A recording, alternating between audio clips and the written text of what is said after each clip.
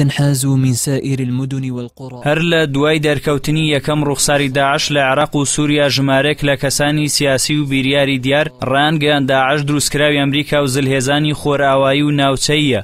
دۆناڵد ترامپ پاڵێوراوی کۆماریەکان بێپەردە دەڵێت داعش لەلایەن باراک ئۆبامای سەرۆکی ئەمریکا و هیلاری کلینتۆنی پاڵێوراوی کۆماریەکانەوە دروستکراوە. ئەمەش دەبێت ئەو شایەدیەی لە نێوماڵی خوانەوە لە دژیان دەدرێت. لە ڕاستیدا لەگەڵ ئەو پەڕی ڕێزمدا ئێمە دەزانین خاوەنەکەی سەرۆک ئۆبامایە. سەرۆک ئۆباما خاوەنی داعشە، ئەو دامەزرێنەری داعشە، ئەو دامەزرێنەری داعشە، ئەو دامەزرێنەرە، ئەو داعشی دامەزران. و من دەڵێم ئەو کەسەی یارمەتیدەری ئۆباما بوو لە دامەزراندنی داعش هیلاری کلینتن بوو، بەیەکەوە داعشیان دامەزران. ئامانج لە دروستکردنی داعش لە ئێستادا و قاعیدەش لە ڕابردوودا بە ڕوخسارێکی ئیسلامیانەوە خزمەتکردنی پرۆژە جیۆسیاسیەکانی ئەمریکا و قەوارەی جوولەکەی لە ڕۆژهەڵاتی ناوەڕاستدا، جگە لە ژمارەیەک بەرژەوەندی وردی هاوشەوەی بازرگانی چەک و خاڵیکردنەوەی خۆراوە لە توانە مرۆییەکانی موسڵمانان و ناچارکردنی عێراق بەڕووکردنە ئەمریکا و چەندین ئامانجی دیکە.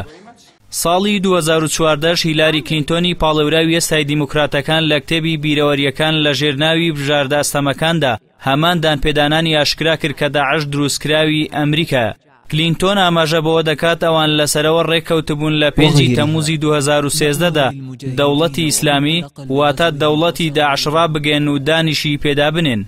سادەترین بەڵگە لە زەمینەی واقعدا بۆ سەلماندنی ئەوەی کە قورمیشی داعش بەدەستی هێزگەلی نێودەوڵەتی هاوشەوەی ئەمریکاوەیە دۆخی سووریا و عێراقە.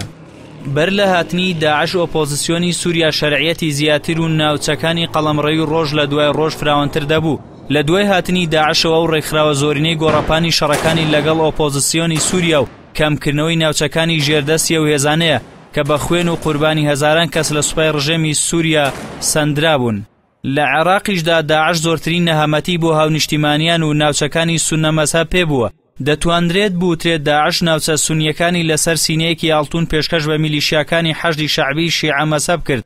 ئەوانیش لە کاردانەوەیان ڕەفتاری خۆڕسکانە بێت وەک دوژمن سەیری خاک و خەڵکی ئەو ناوچانەیان دەکرد.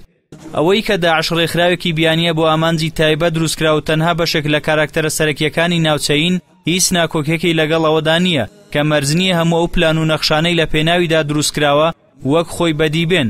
وەک پەندەکە دەڵێت مەرجنیە هەموو ئەوی مرۆڤ هیوای دەخوازێت بێتە دی، هەندێک جاریش بایەکە پێچەوانەی ئاراستەی کەشتیەکە هەڵدەکات.